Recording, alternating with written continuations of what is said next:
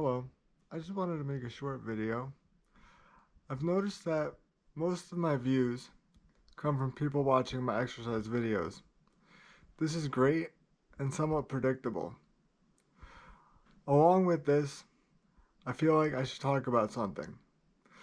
If you've watched enough of my videos, my exercise videos, you will see that I am obsessed with trying to fix my twisted leg and foot. Now, if you want to dig more deeply into this, the twisted foot is Planovalgus, and the leg, you can argue, is lever arm disorder.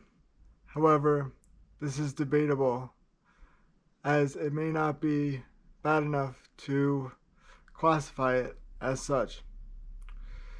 Now, if we look at Planovalgus feet and we search for ways to fix it, we will unfortunately come across things such as various surgeries that can be performed. Now, this makes sense if you understand that it's taken me over 5 years to try to get my foot in proper alignment. If you cannot fix your foot through physical therapy, then don't be upset, because something I wish I knew when I started was that you're probably not going to be able to fix your foot. Maybe you will if you get lucky, or you just have real determination. But in all likelihood, you will not fix your foot if it is truly Planovalgus like mine. You may get close, and you may push like mine, you may fix it, but you probably won't. And that is okay. It doesn't make you a failure to fail at something so difficult. In my view, you're only a failure if you fail at something that only requires effort. This is not one of those situations. This is a situation that requires much more than effort. It requires an ability to handle pain that is extraordinary. It requires luck, and it requires,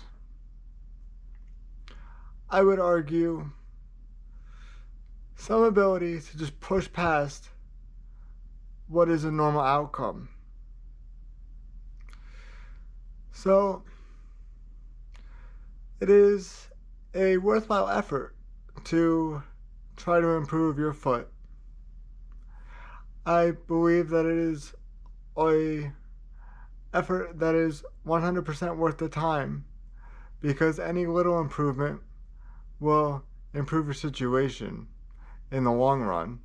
Even if you don't get a 80% improvement or even a 50% improvement, small improvements are always something you should strive for, keeping in mind that it is okay if you do not tame this beast. It is okay to understand why there are surgeries available and why physical therapy in itself is probably not enough. I think that is something I've learned over the years, just in my own research.